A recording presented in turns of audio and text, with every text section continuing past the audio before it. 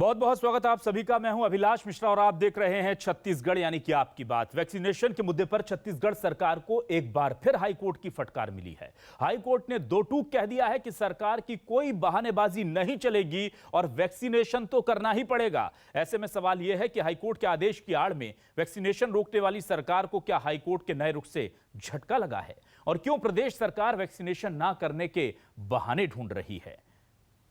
तो हाईकोर्ट का आदेश क्या है, हेडर हम आपको बताएंगे कि हाईकोर्ट ने साफ तौर पर कहा है कि सरकार जो है वो वैक्सीनेशन लगाने से बच नहीं सकती, इस जिम्मेदारी से पल्ला नहीं झाड़ सकती। न्यूज़ 24 मध्य प्रदेश छत्तीसगढ़ उठा रहा है बड़े सवाल। सवाल क्या है? हाईकोर्ट की फटकार, बहानेबाजी नहीं चलेगी सरकार। जी हां, ये बड़ा सवाल है। वैक्सीनेशन पर हाईकोर्ट का ऐलान, अब खत्म होगा सियासी घमासान, करना तो पड़ेगा वैक्सीनेशन सरकार को, यह कह दिया है साफ तौर पर। हाईकोर्ट की दो टूक, वैक्सीनेशन पर नहीं लगेगी रोक। हाईकोर्ट के ऑर्डर को बहाना बनाकर, ढाल बनाकर छत्तीसगढ़ में वैक्सीनेशन रुका था। वैक्सीनेशन में भेदभाव, नहीं चल पाएगा सरकार का दांव। वैक्सीनेशन में आरक्षण का खेल हाईकोर्ट ने कर दिया है। जी हां, ये देखिए आप, सरकार ने हाईकोर्ट में जब इस बात को लेकर अपनी दलील रखी तो हाईकोर्ट उससे बिल्कुल भी कन्विंस नजर नहीं आया और साफ तौर पर कह दिया कि वैक्सीनेशन तो अभी से शुरू करना होगा और जरूरी भी था। वैक्सीनेशन को किसी भी आधार पर रोक देना इस वक्त बहुत बड़ी गलती हो सकती थी जो सरकार करने जा रही थी। हाईकोर्ट ने ऐसा लगता है उस गलती को सुधार दिया है।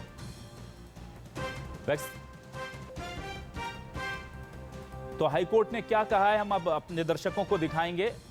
हाईकोर्ट ने आज इस पूरे मामले पर एक बार फिर सुनवाई की और एससी ने आदेश दिया है सरकार वैक्सीनेशन पर रोक नहीं लगा सकती। यह कहा है हाईकोर्ट ने, सरकार की कोई बहानेबाजी नहीं चलेगी, क्योंकि सरकार कभी कहती थी कि हमें नीति बनाने के लिए समय चाहिए और हाईकोर्ट ने साफ कर दिया है कि सभी वर्ग, सिर्फ अंत्योदय कार्ड वाले नहीं, अमीर गरीब सबके 33% के हिसाब से वैक्सीनेशन होगा। अभी तक कितना वैक्सीनेशन हुआ है? 45 से ऊपर की आयु वाले लोग जो हैं वो करीब 57,86,000 लोगों का वैक्सीनेशन हुआ है।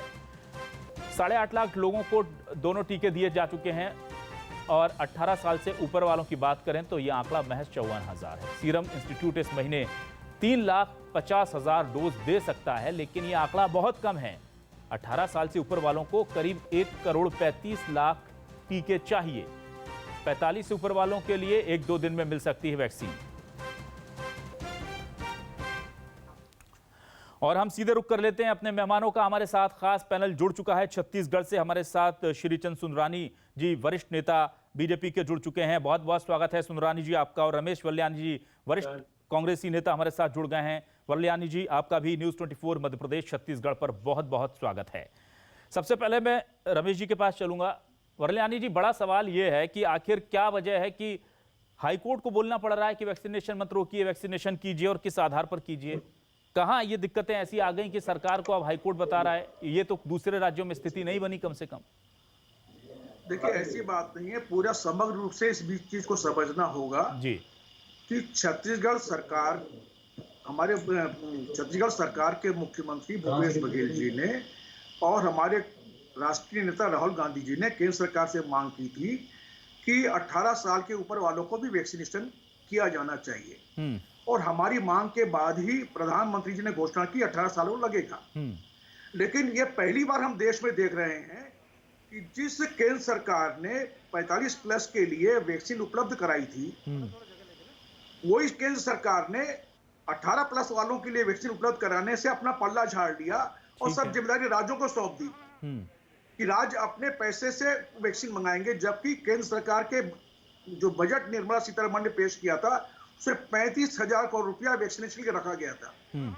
लेकिन केंद्र सरकार ने उससे भी, उस बजट का भी उपयोग करना उचित नहीं समझा। उसके बावजूद भी राज्य सरकार ने आम आदमी के जीवन की रक्षा को ध्यान में रखते हुए यह तय किया कि छत्तीसगढ़ की सरकार निःशुल्क सभी लोगों को वैक्सीन उपलब्ध कराएगी।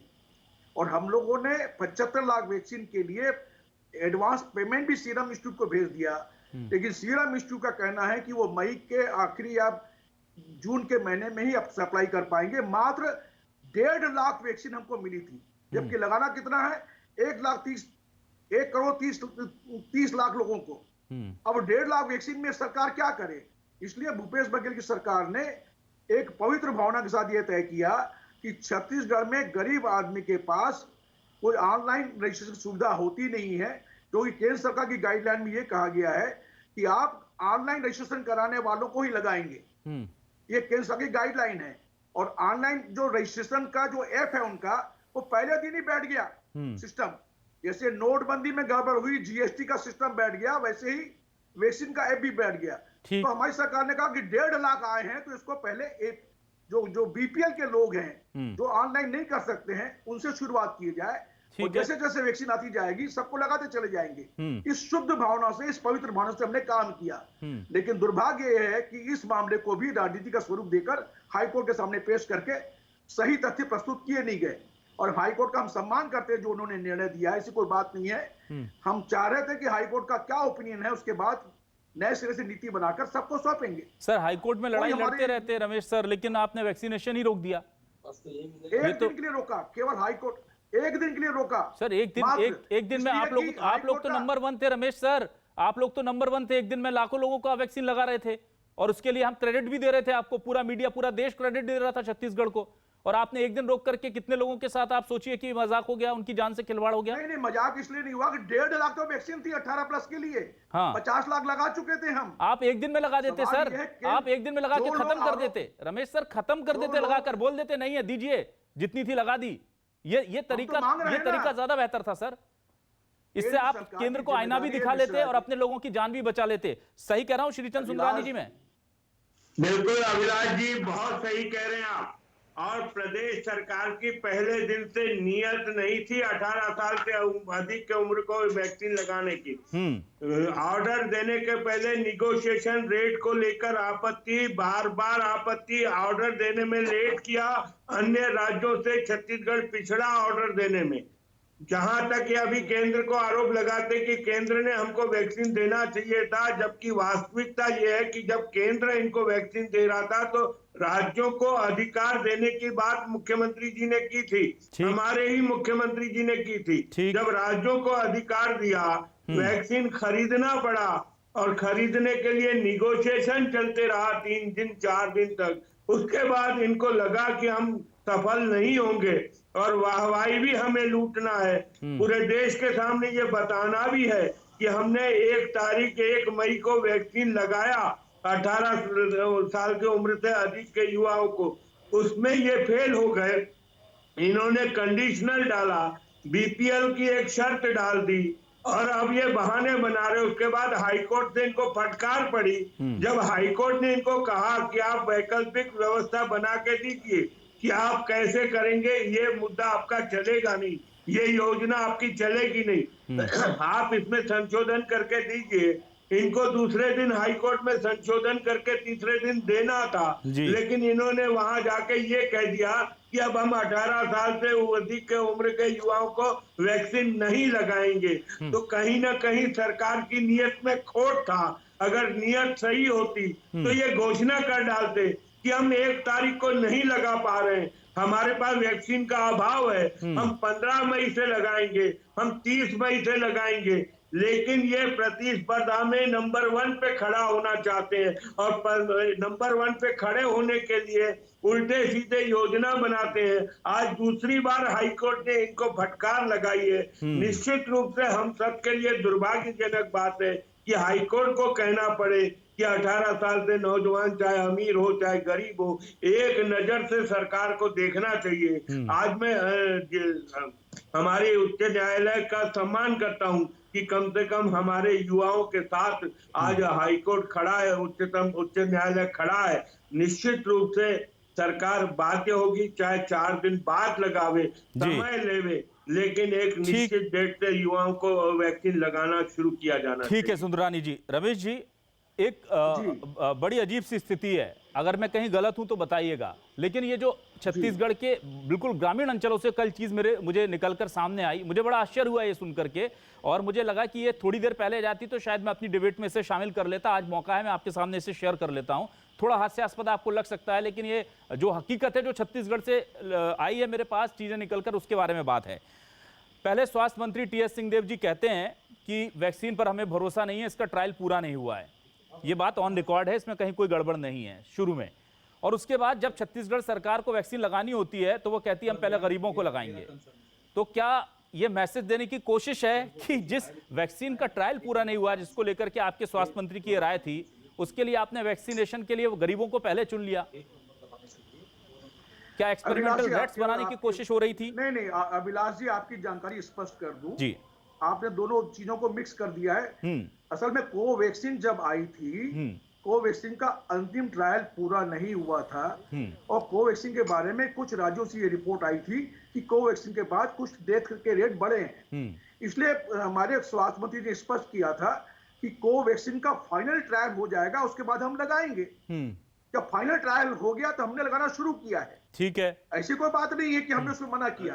और अभी जो आप ये बीपीएल वाली बात कर रहे हैं, ये सुंदरा जी से मैं कहना चाहूंगा कि आप जब 18 प्लस को दे रहे हैं तो वैक्सीन की उपलब्धता कराने की जिम्मेदारी केंद्र सरकार की है ना। अभिलाष जी, कभी दुनिया में आपने देखा है कि केंद्र सरकार 150 रुपए में जो वैक्सीन खरीद रहा है और बिना रेट तय किए वो 18 साल का कह रहा है और राज्यों को बोलता है आप उनसे बात कर लीजिए? क्या इसमें भी मुनाफाखोरी करना चाहते हैं?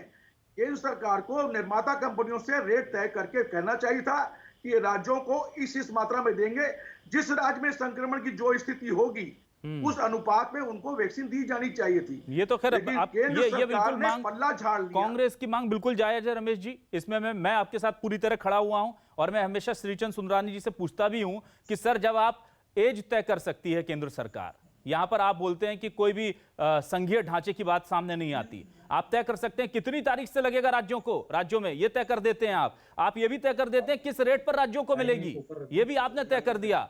सर, कितनी मिलेगी ये भी तय कर देते। वहां पर जैसे ही इस तरफ मामला जाता है तो बॉल आप दूसरी कोर्ट में डाल देते हैं कि राज्य देख लें।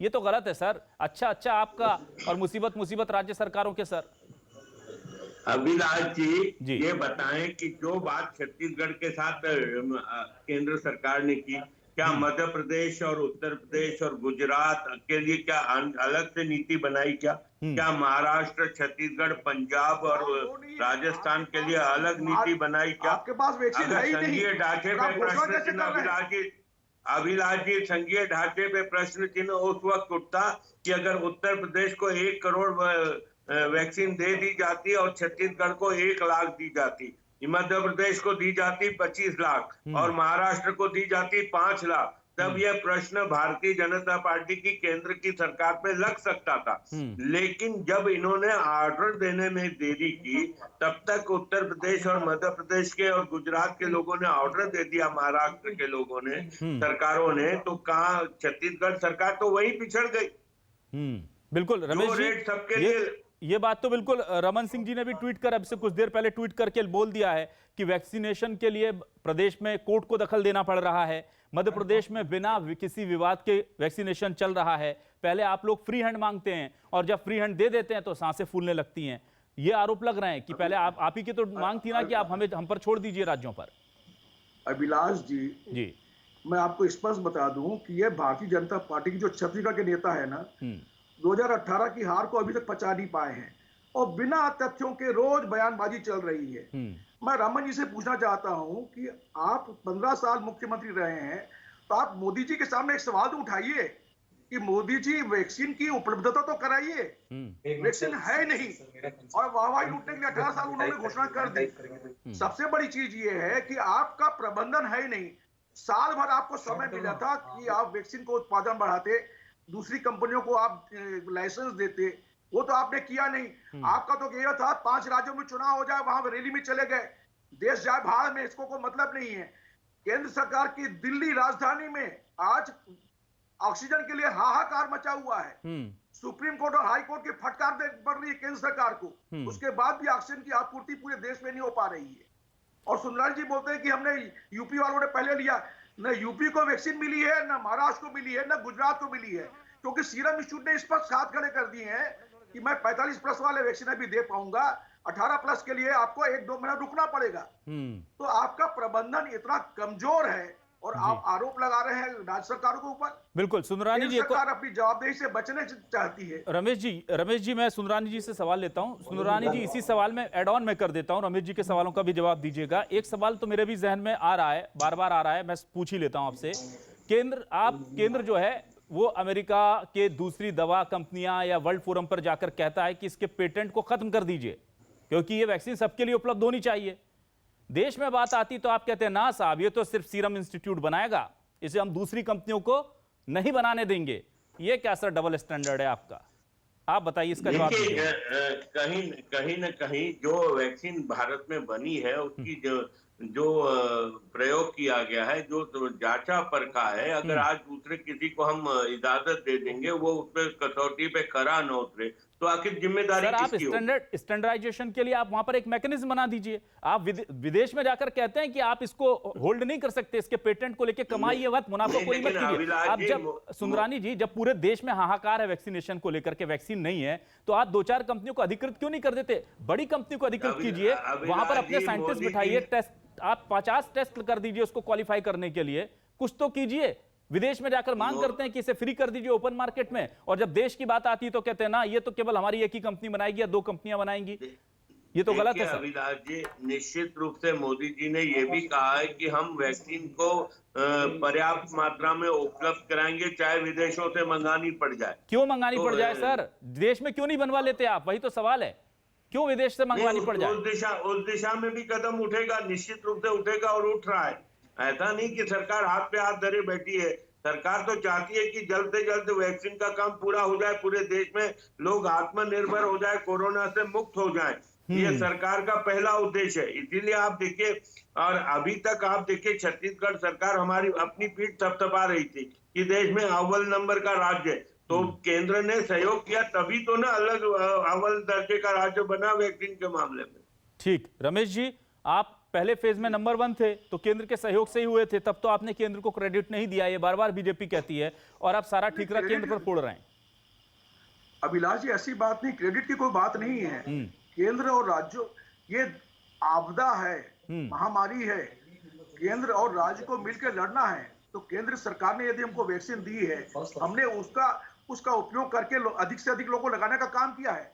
आज भी हम 2 से 4 लाख के प्रतिदिन वैक्सीन लगा सकते हैं, 18 साल के ऊपर वालों को भी, लेकिन केंद्र सरकार दे तो सही वैक्सीन हमको। सर सवाल आपने सही कहा है कि सीरम इंस्टीट्यूट से केंद्र सरकार ने उस मात्रा में वैक्सीन खरीदी नहीं, उनको अंदाज ही नहीं रहा इस बात का, उन्होंने अपने वैज्ञानिकों की रिपोर्ट पर ध्यान ही नहीं दिया। उनका ध्यान सिर्फ ये था कि 5 राज्यों के चुनाव में क्या देना है।